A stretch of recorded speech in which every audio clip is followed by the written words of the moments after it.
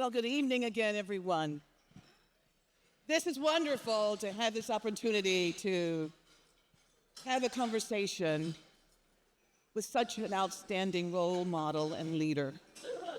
One of the things that I'd like to begin with, Dr. Simmons, and thank you so very much for being here, is the fact that in addition to all of the accomplishments educationally, you're also a best-selling author on the New York Times bestseller list. Congratulations to you. Thank you.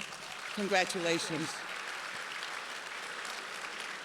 So with your experience, I'm interested in finding out from you, given the circumstances under which you grew up, so many young people experience similar circumstances, and they don't achieve the same levels of height, prestige, and celebrity.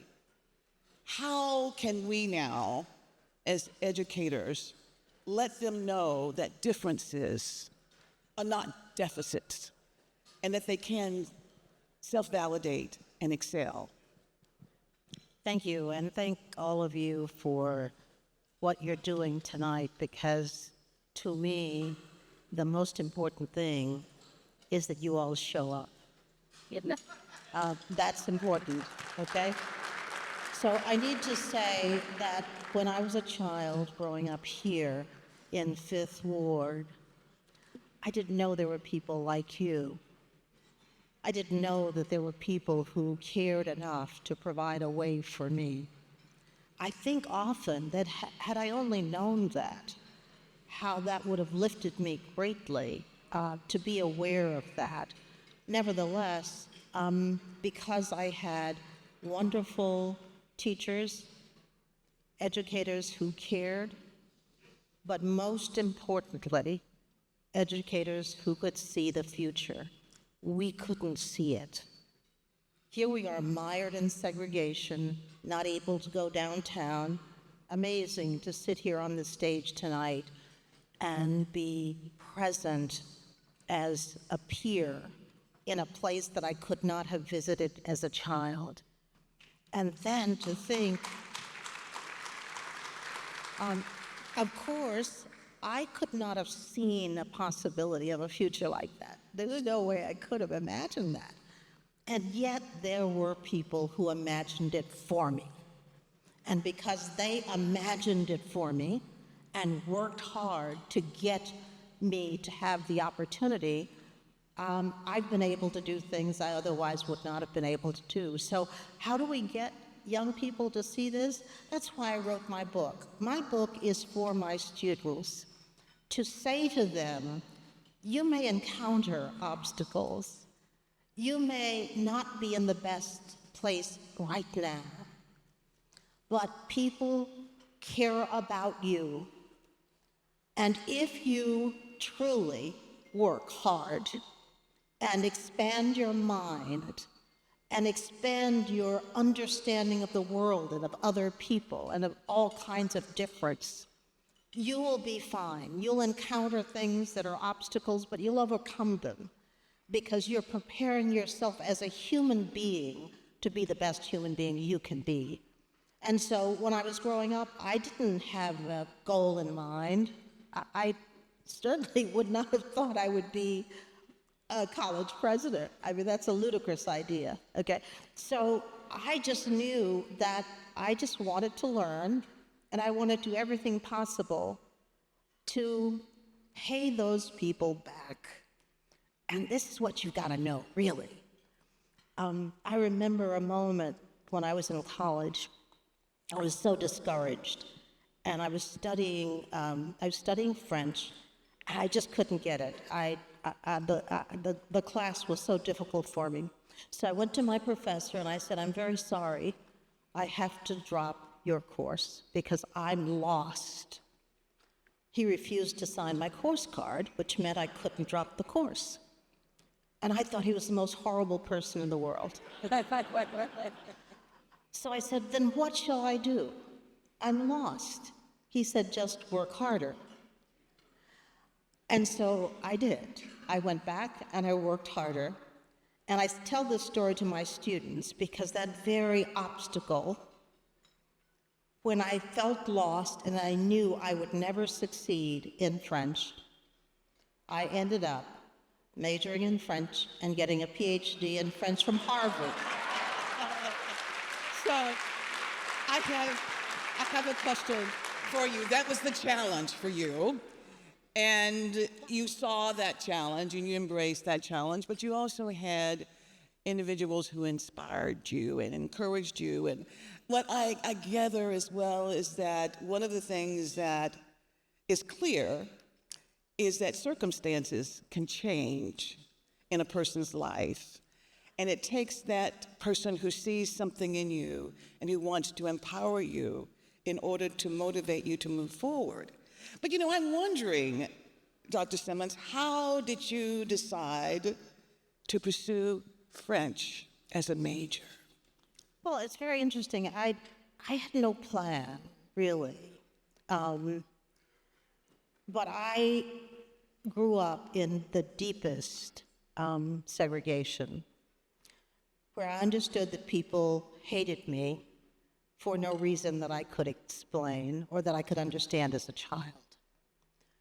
And as I reflected on that, even at the youngest age, I knew one thing and one thing only, that I never wanted to be like that. I wanted to be open to people. I wanted to learn about other cultures. I wanted to see the world and understand how societies come together. That was very important to me. And so I was introduced to French and had a very inspiring teacher. And isn't that what drives us, really? We have teachers who inspire us. And a French teacher and a Spanish teacher inspired me. So 17 years old, I come back to Houston for the summer. I don't tell my family exactly what I'm doing, but I get on a Greyhound bus. I get on a Greyhound bus alone, and I go to Mexico to live with a Mexican family and to learn Spanish. Great. I had a drive to see something different from what I encountered. And as I was saying, I meant to end my previous comment by saying that day that I asked my professor if I could drop his course, that day was the day I would have left college for sure, that day. If I'd had fare to come back to Houston, I would have dropped out of college. But then something stopped me. And what was that? And what stopped me was I thought about all of those people whom I did not know who had provided funds for me to go to college. Marvelous. I could not bear the thought that I would think so little of their sacrifice that I would give up. And so for all of you who give, please understand that when you are giving to people that you don't know, who recognize that they are doing what they're doing because of you, you're keeping them going. You're keeping them in college. You're inspiring them along the way. Excellent. One of the things that we see is typically there's such a close alliance that some of our students have with their families, with their friends, and they don't want to excel beyond where their friends and family members are because they want to stay connected to that group. And I'm sure that you can talk about that and you've experienced that as well. How do we break that cycle? How do we let them know that it's okay to pursue your dreams so that you can soar and you can still maintain that connectedness to your family members and to your friends? Well, I think that's the first generation students inevitably have that dilemma where they feel guilt. I certainly felt it as a student, that my siblings couldn't enjoy the same thing that I was doing was painful to me, to be perfectly honest. But I came to understand that there was something that I could do that would make me feel better about that. And that is, I could make sure that those ties to the people that I grew up with, to my family, to the people I loved, were never in danger of freeing, ever. And so at the same time I was fighting to learn, I was fighting to make sure I did not turn into a person who didn't remember where I came from. So I think that's what we help young people do, to say, yes, of course, it may be difficult, but imagine the things that you're going to be able to do eventually by staying in school. You know, my sister, my oldest sister is here, Nora. She's mortified that I'm saying this right now, but and I will say she gave me a very hard time when I was a child, because I was one of those kids who was really bad, okay, and so on. So she had to chastise me a lot. But I have been working all of my life to measure up to my siblings, honestly, and I still haven't, to be perfectly honest with you. I seek their approval every day. They don't give it to me. But I am so proud of who they are. We had the good fortune to have a mother who taught us in such a profound way about life. She didn't have an education. She worked as a maid.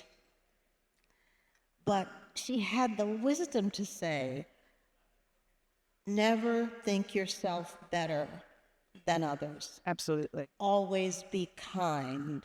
Respect other people. Somebody who was not herself respected had the wisdom to teach us how to be in the world. That's right. And so I value my siblings in terms of what they have learned and what they have imparted to me. I value them because of the support that they have given me. And they still think I am sedity. But that's okay. I live with that, okay? And then whenever somebody says something nice about me, they always hasten to say, I'm really not all that.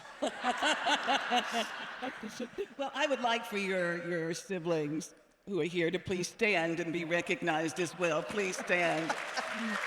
I think your sister is here. Thank you so much for coming. We thank you so much for that. Dr. Simmons, it's really interesting because now we're talking about education and what is the role of education. And we know that if we were to go back to John Dewey and Thomas Hobbes, and we talk about some of those, John Locke, et cetera, and some of their views about education. Education is preparation for life, or education is to teach you critical thinking. We are no longer in the centuries before us where there was a limitation on the focus for education and training for the masses. So as we look at education today, there's a tremendous need, obviously, in workforce development, academic transfer, preparation, et cetera. What do you see as the primary role of education today? Well, to me, the primary role of education is to help us preserve a thriving democracy. That's the purpose. Because, I think about this so often, and I'm very emotional about it, actually, because, I've been president of 3 very different kinds of institutions. I was president of Smith, which is a women's university, president of Brown, which is an Ivy League university, president of Prairie View, which is HBCU. And that's not accidental. I moved through education to say to people, stop it. Stop asserting that only certain options are valid options in education. I don't believe that for a second. And so what I say to students and parents is, wherever you find your way to learning is good. Don't worry if you hear people talking about this selective place or that selective place. Don't worry if you hear people saying, oh, well, you can only do that. There's no such thing as only. It's wherever you find yourself with the opportunity to learn, that's what you should do. And thank God there are lots of different options, and life is such, that honestly, we never know where it's going to take us. We can't possibly know. And so those students who may be studying in a particular area may find their way to something entirely different. I never thought I'd be a university president. I certainly didn't see a girl from Fifth Ward ending up as the president of an Ivy League university, ever. But here's the thing. As long as you're in the game, trying, striving, learning, doing everything you can, things are going to happen for you. And that's what we've got to make sure students understand. And that's the subject of my book, is really to say to all of the, because, I was very upset because, after a certain point, when you reach my age, people look at you and say, wow, how did you do all of that? But I got tired of that because I thought, you don't understand. You don't understand. What you need to know is all of the dead ends that I ran into, all of the discouragement that I faced, all of the thinking that I could not ever do anything significant. And yet, doors opened up, paths were created, and so forth. That's what I want my students to understand. There's always a way, as long as we are, as I say, in the game. Staying in the game, very important. And that's the message that many of our students, if not all of them, need to hear, because so many of them come from first-time in college families. And so with that, as you think about the educational institutions and the number of students who do not complete, how can educators instill that mindset? How can that become an essential core part of what we deliver and what we share with the students who come to us, so that we don't just get them in, but that we can retain them and complete them? What are your thoughts about that? Well, I believe very firmly in sharing who we are with young people. It's so important to do that. For the longest, I didn't understand that. I came up through the profession really lonely because there weren't blacks around, and often not women that I could emulate. And so it was a lonely world, and I said nothing about myself. Most people assumed I was a typical privileged middle-class kid. When I was appointed president of Smith, 60 Minutes did a piece on me, and then the New York Times wrote about my actual journey. And oh my goodness, people read that, and suddenly I understood from what they were saying to me that would have helped them immensely if they had known what I had done and who I really was. So I often say we like space between us and the young people we're mentoring, but that doesn't have to be a space that doesn't include making known the ways in which you have had to strive to get where you are. And I think for my students who kept saying, Ruth, tell me what you've done. I mean, they come in with a notepad. Okay, tell me what the steps are to get to where you are, okay? Because they think it's that straightforward.